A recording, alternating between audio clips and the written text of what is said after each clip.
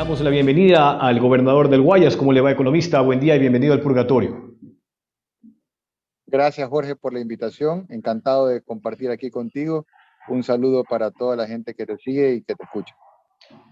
Gracias a usted, gobernador. Finalmente, ¿por qué ha sido tan difícil poner orden en la penitenciaría del Litoral con la última información que trascendió? 4 personas privadas de la libertad que aparecieron colgadas. En principio, el informe preliminar determinaba que se habría tratado de un suicidio, pero 4 privados de la libertad que aparezcan bajo una causa de presunto suicidio quizás podrían dejar más dudas que certezas, gobernador. Mira, lo que sucede en las cárceles está directamente relacionado al narcotráfico. Y para entender el narcotráfico en Ecuador, en Guaya y en Guayaquil, tenemos que remontarnos a los últimos años. La historia larga, corta, eh, los gobiernos del pasado, específicamente el socialismo del siglo XXI, eliminó la base de Manta, que tenía por único objetivo luchar contra el narcotráfico. Era el apoyo militar internacional para que el Ecuador luche contra el narcotráfico. Esa sería la evidencia número uno para contestar la pregunta de lo que hoy pasa en las cárceles. La evidencia número dos, ese mismo socialismo del siglo XXI deliberadamente sacó los radares del territorio nacional. Me refiero específicamente a Montecristi y Esmeraldas. ¿Qué significa eso? Que le dieron pista libre al narcotráfico y a las narcoavionetas. Entonces, cuando uno va entendiendo la situación de dónde venimos, ahora entendemos por qué ahora estamos así con las cárceles. 14 años de despilfarra, 14 años de mirar al otro lado, 14 años de permisividad con el narcotráfico han dado como resultado que hoy los presos en las cárceles tengan más derechos que inclusive los ciudadanos libres o hasta la Policía Nacional, y que ellos no quieren escaparse, lo que quieren es atrincherarse ahí para desde ahí manejar el narcotráfico. Eso ahora cambia, porque con el gobierno del encuentro, con nuestro presidente Guillermo Lasso, a los problemas que han causado otros, nosotros plantamos cara, ponemos cara, detectamos el problema, vamos a la causa raíz y damos solución. Específicamente, ¿qué se está haciendo? Lo primero, poner recursos. Cuando a mí, te lo cuento anecdóticamente, Jorge, cuando a mí la gente me pregunta, oye Pablo, tú que como gobernador he tenido la oportunidad de estar en las cárceles, visitarlas, participar en los operativos conjuntos con la policía y las Fuerzas Armadas, y he estado hasta adentro. ¿Qué he podido constatar? Cuando la gente me dice, ¿por dónde será que entran las armas? ¿Será que hay un dron que las avienta desde el cielo? ¿Será que hay algún tipo de túnel subterráneo por donde ellos trafican las armas? Y no, la respuesta es mucho más sencilla. Probablemente por la puerta de entrada principal. ¿Por qué? Porque con estos gobiernos del pasado dejaron destruidos los escáneres detectores de metales. La mayoría de los escáneres de las cárceles en la penitenciaría del Litoral no funcionan, Jorge. Y el escáner de carga, como lo que tienen los puertos por donde deben de pasar los camiones para poder detectar armas, eso no existe. Es decir, el socialismo del siglo XXI le dio pista libre al narcotráfico, a las narcoavionetas, y en el caso de las cárceles se robaron hasta los propios escáneres. Ahora el gobierno del encuentro ha puesto cara, como te decía, ha definido un presupuesto, y en estos días se está gestionando las compras públicas, el proceso de contratación pública para poder importar del exterior, que como la gente se imagina, pues un escáner de carga que cuesta como $3 millones no lo venden en la tienda de la esquina. Pero por primera vez en la historia carcelaria del Ecuador, gracias al gobierno del encuentro, se va a poner esta infraestructura de seguridad carcelaria que el país nunca ha tenido. ¿Por qué no la ha tenido? Porque los gobiernos recientes del pasado prefirieron mirar para el otro lado. Eso en un mediano plazo, gobernador. Pero a corto plazo, ¿cómo han avanzado los operativos de control conjuntos con la policía, sus unidades especiales, lo propio con Fuerzas Armadas? ¿Todos los días están haciendo controles? ¿Cuántas veces al día, en la noche?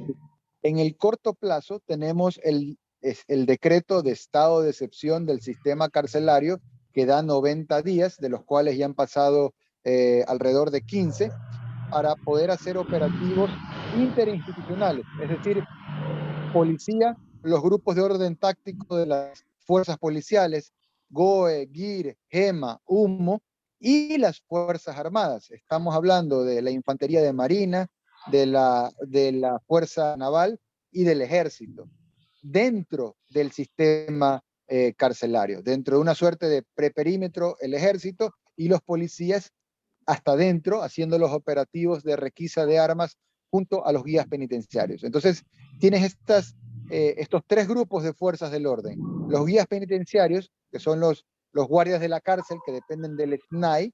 Tienes a la Policía Nacional con sus grupos de orden táctico que te mencionaba hace un momento, GEMA, GIR, GOE, el HUMO.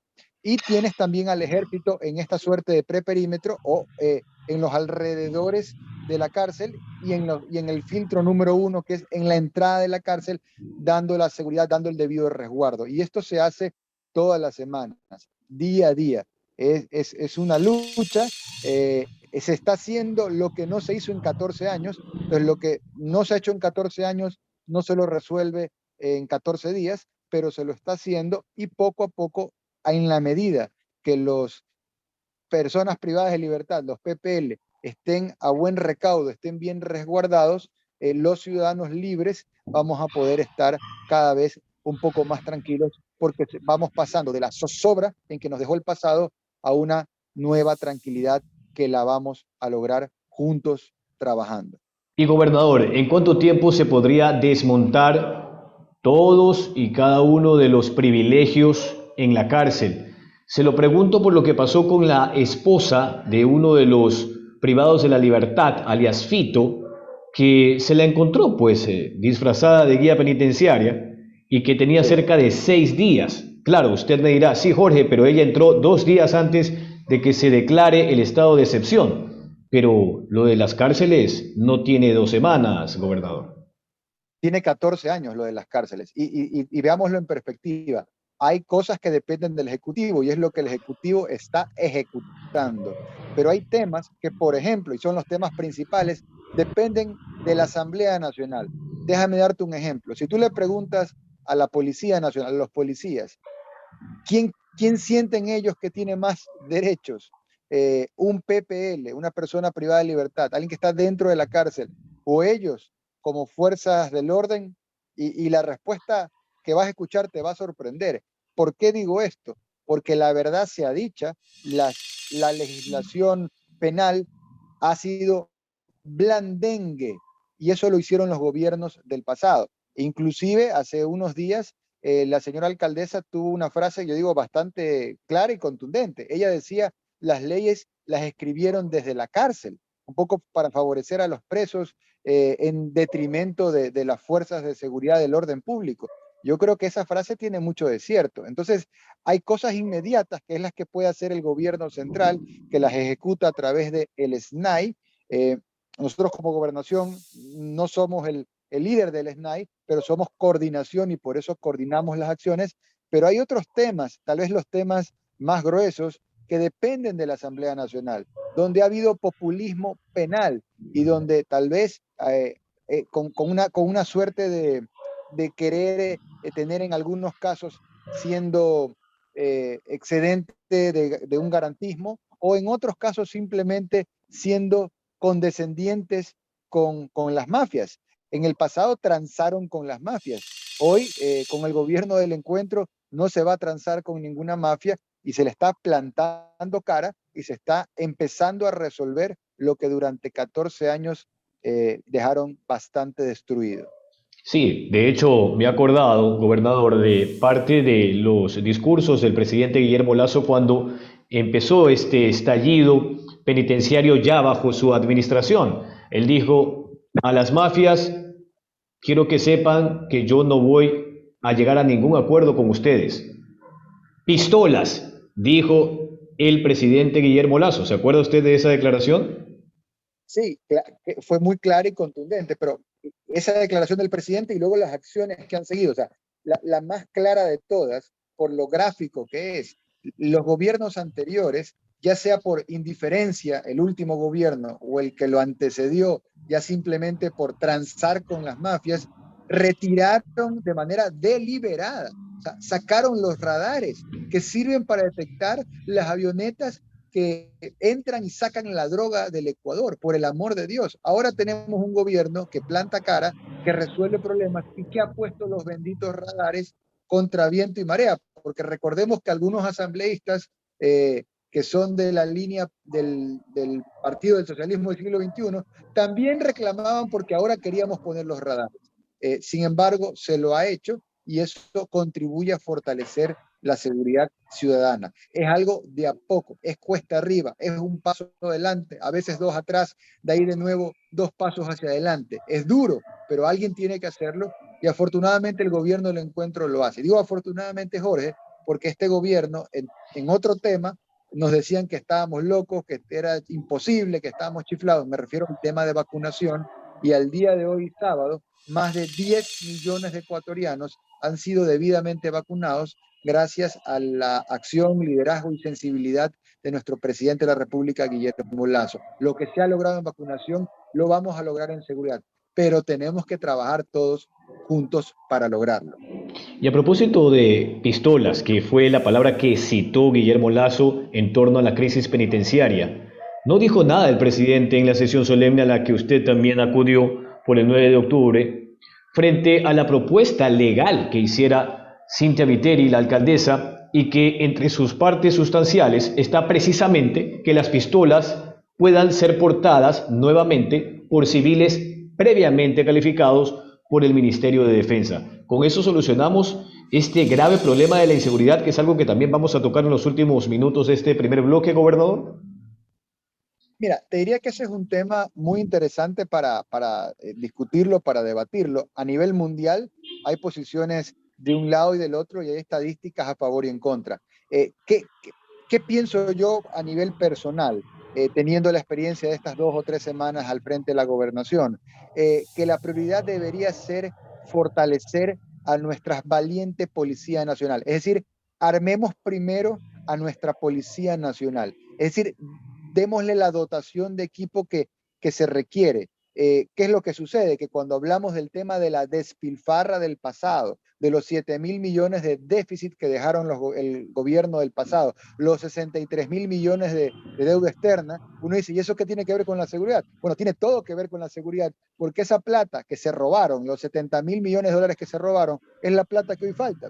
Y esas son las balas que faltan, las pistolas que faltan, los patrulleros que faltan. Entonces, yo creo que en el tema de armar, en mi opinión personal es que deberíamos enfocarnos en dotar bien de armamento y de logística a la Policía Nacional, y creo que esa es la línea de trabajo, sin perjuicio de que hay que discutir también temas como ese que se ha planteado, e inclusive en el ámbito rural, sin duda sí puede ser una prioridad el tema de, pasando pues los exámenes con pruebas, que si calificas puedas tener armas. Pero eso sería en el tema rural. En el tema urbano creo que es distinto, y en este punto del camino, la sensación que tengo por la experiencia de estar trabajando los últimos días junto a la Policía Nacional es que hay que priorizar, fortalecer la seguridad de la Policía Nacional.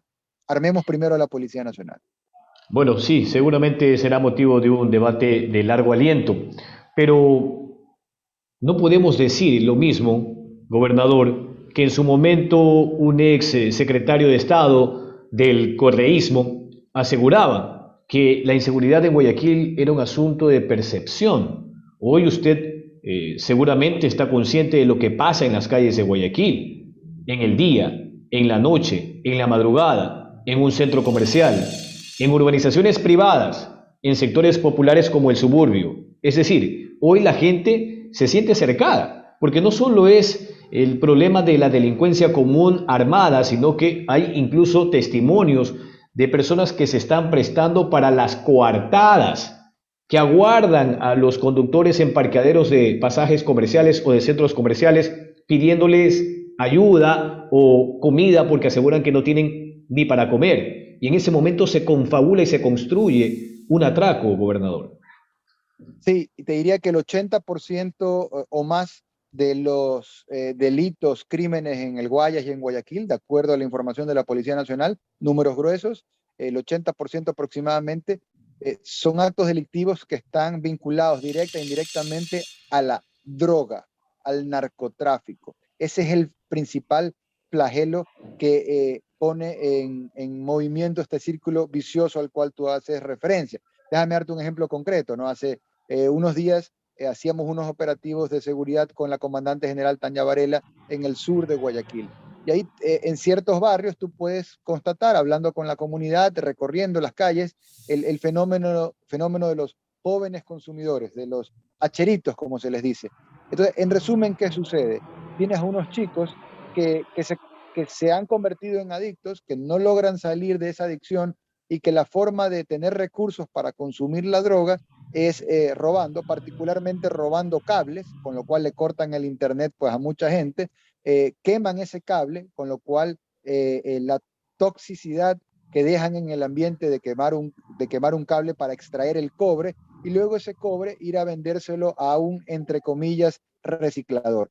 Nosotros hicimos eso y en menos de 24 horas de ese recorrido, me refiero, estuvimos clausurando media docena de falsas recicladoras, de recicladoras informales, que son las que dotan de recursos a este consumidor del microtráfico. Pero claro, es una tarea cuesta arriba, porque no es que hay 10 o 20 recicladoras, hay 100 recicladoras que no tienen permisos. Y ahí es un trabajo que lo hacemos en conjunto, en este caso con el municipio de Guayaquil, porque son ellos los que, trabajando en equipo con gobernación, podemos detectar dónde están y podemos clausurarlos porque no tienen permiso de funcionamiento. Y de alguna manera se va paliando ese segmento del microtráfico. Pero ¿sabes cuál es el tema de fondo, Jorge? Un ladrillo de droga, un paquetito de droga como el que visualizamos en cualquier imagen de televisión o en cualquier película, que todo el mundo lo tiene en su retina, lo ha visto.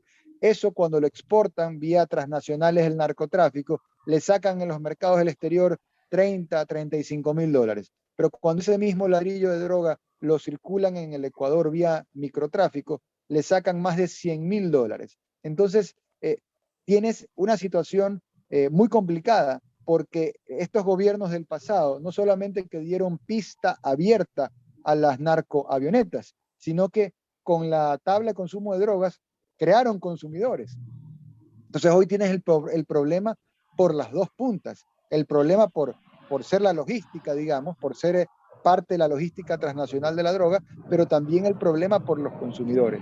Por eso nosotros decimos, más allá del plan en acción que tenemos para seguridad, que es reconocido por todos, del tridente de seguridad que involucra a las fuerzas del orden, a las autoridades y al sistema de justicia, más allá de eso, ese tridente lo tenemos que empuñar todos. Y la ciudadanía a nivel de barrio, a nivel de junta parroquial, a nivel de moradores, de vecinos, se tiene que involucrar. Es la única forma de darle la lucha como hay que darla a este flagelo que es la droga y los derivados del narcotráfico y la delincuencia.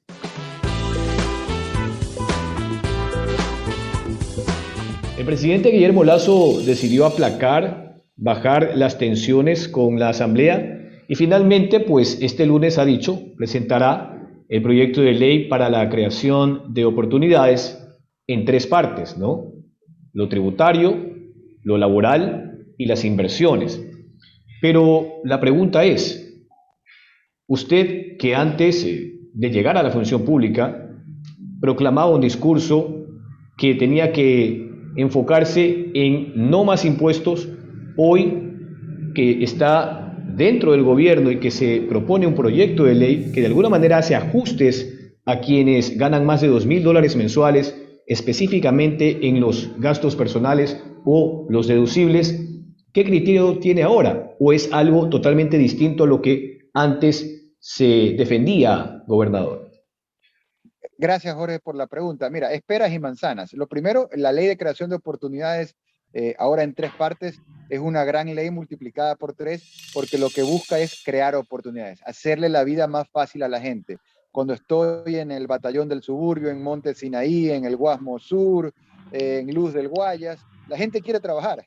O sea, el rollo de los políticos, el bloqueo de la asamblea, realmente a la gente eso no le interesa. Lo que la gente quiere es trabajar y la gente está sintonizada con la propuesta del presidente Guillermo Lasso y el presidente está sintonizado con el clamor de la gente. La gente quiere trabajar. La gente sabe que hay mucha gente que no encuentra empleo. Los datos oficiales, más de 5 millones de personas que están en la fila para buscar trabajo. Entonces, ¿cómo hacemos que esa fila ruede, que la gente empiece a conseguir empleo?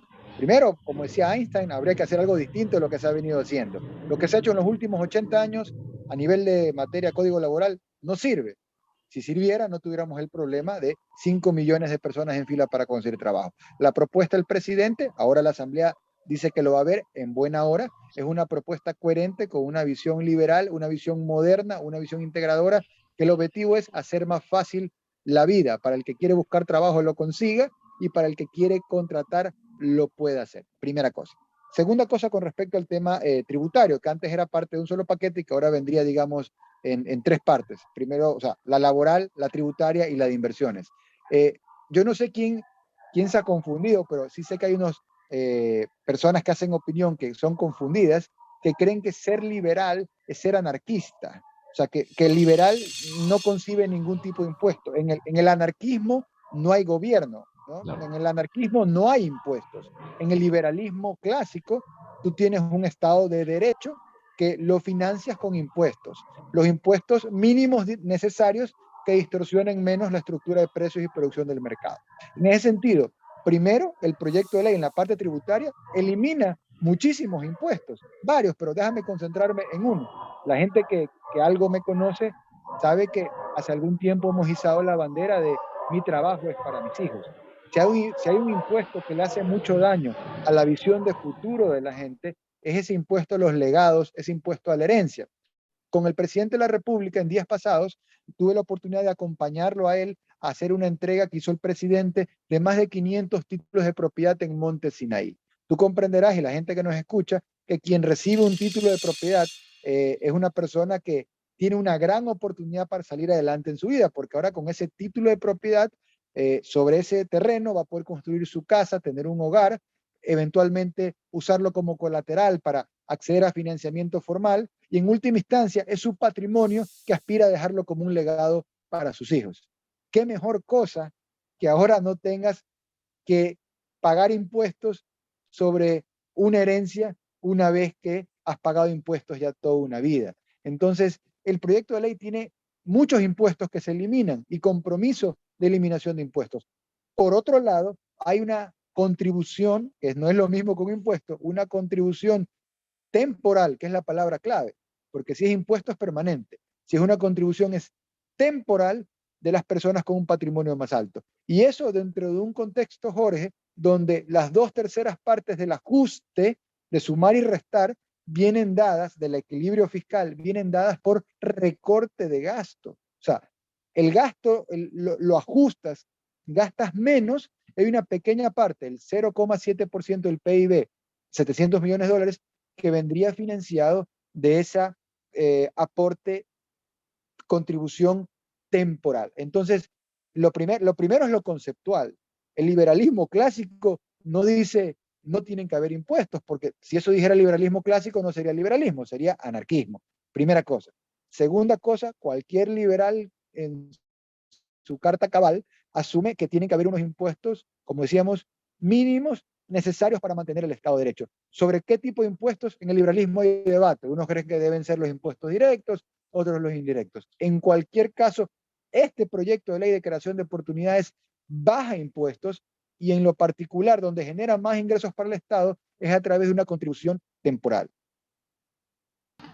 Claro, y de hecho pienso que lo destacable es que un presidente que viene de la empresa privada y que dicho sea de paso, se incluye en esa contribución extraordinaria por el patrimonio, ha dicho que va a cargar más la mano en esta nueva propuesta de reforma tributaria, específicamente en el patrimonio empresarial. No sabemos si aquello implicará ampliar el espectro, el universo de los empresarios que deban de hacer ese aporte. Es decir, por ejemplo, puedo intuir que ya no sea a partir de $1 millón, sino de 500.000, de 750.000. Eso no lo sabemos porque debe de presentarse el próximo lunes.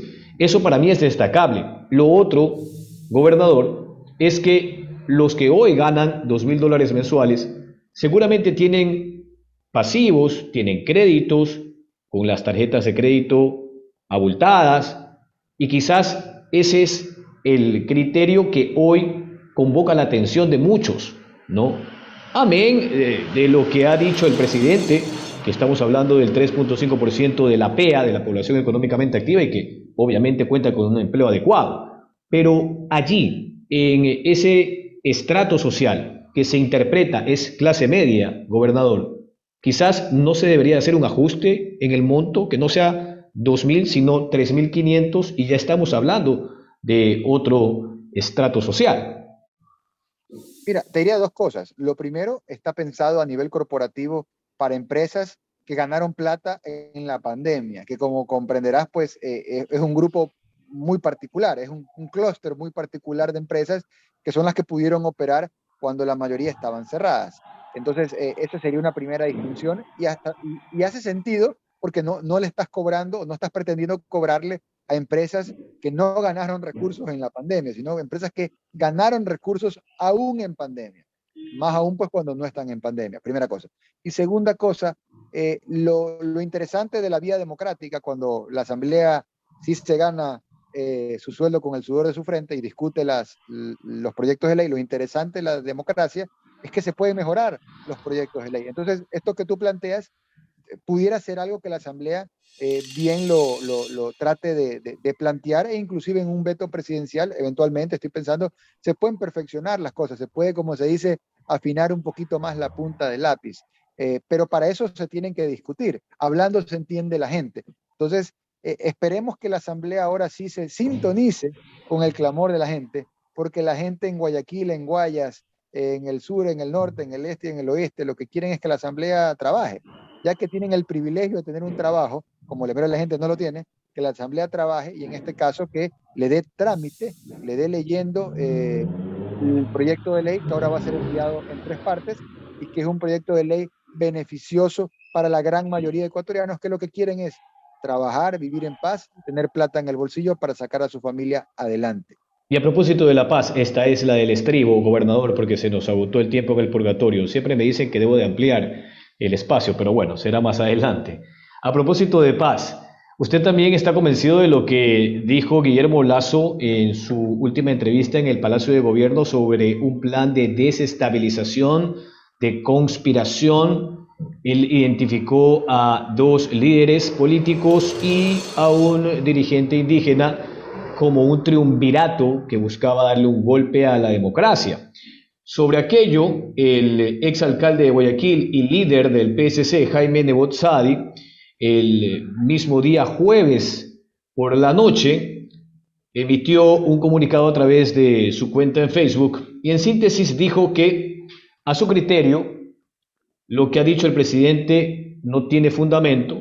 Aseguró que él entiende que la caída en su aceptación o popularidad, basándose en el informe de perfiles de opinión que asegura la popularidad del presidente cayó al menos 40 puntos, de 74 al 34%. Sedatos tiene otra cifra. Según Sedatos habría caído no más de 9 puntos.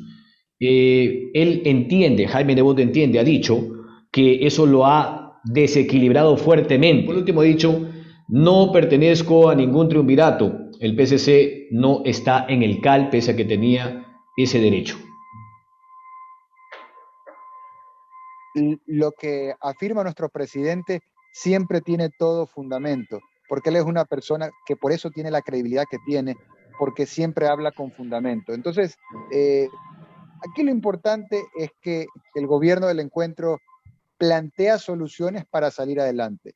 Y digamos, la pelota estaría en la cancha de la Asamblea para veamos si realmente van a estar a la altura de las circunstancias. Espero que así sea, por el bien del Ecuador, por el bien de todos, y discutan el proyecto de ley en cada una de sus partes, ahora en tres partes, y de ser posible, si tienen ideas concretas para mejorarlo, bienvenido sea. Eso es parte de la democracia. Pero aquí lo importante es que el gobierno está trabajando para sacar adelante el país y eso la gente lo reconoce. El plan de vacunación, que propios y extraños decían que eso era imposible, bueno, se lo logró con creces. Al día de hoy, más de 10 millones de ecuatorianos vacunados, con una meta, Jorge, que quiero decirlo aquí en el estribo, hoy es aún más ambiciosa. De aquí a diciembre, cuestión de mes y medio, 85% de la población va a estar vacunada. Eso va a poner a Ecuador en el ranking latinoamericano en la posición número 1 de la región. Imagínense, lo que hasta hace pocos meses era impensable. Con el gobierno del encuentro, con el liderazgo de nuestro presidente Guillermo Lasso, se está haciendo realidad.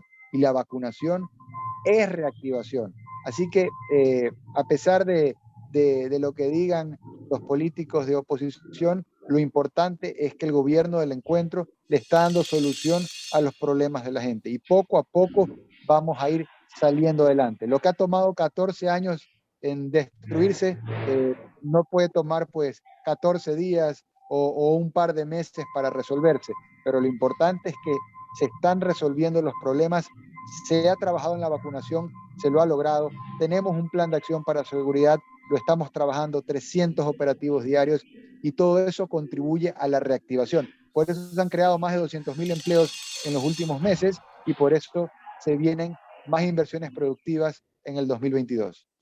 Agradecemos la comparecencia del gobernador del Guayas, el economista Pablo Arosemena, con quien hemos hablado de seguridad ciudadana, crisis carcelaria, economía, política y también el futuro económico del Ecuador a partir del proyecto de ley Creo. Muchas gracias, gobernador. Entendemos que usted va a continuar boxeando en los sectores populares, como hemos podido observar en sus cuentas. Enhorabuena ese acercamiento con la gente. Quizás eso era lo que faltaba. Muchas gracias, Jorge. Así es. El deporte de toda la vida que me ha gustado a mí ver y practicar es el box, así que a donde me inviten ahí estaré. Es un deporte que te da salud, te da autoestima, te da energía y me encanta compartirlo con la mayor cantidad de gente y sobre todo con la gente joven porque el deporte es un camino que te da un futuro muy interesante para todos. Enhorabuena y ojalá el Ecuador pueda noquear a la crisis económica.